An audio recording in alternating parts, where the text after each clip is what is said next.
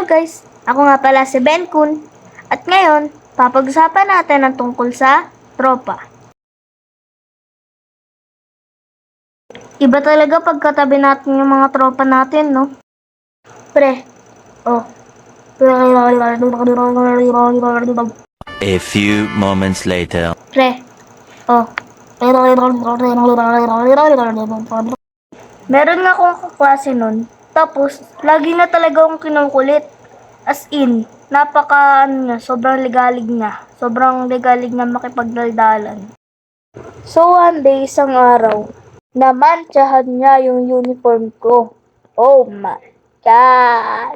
So syempre, sinumbong ko yung kaklase ko. Sabi ko, Sir, si Daniel po, namantsahan yung damit ko ng ballpen.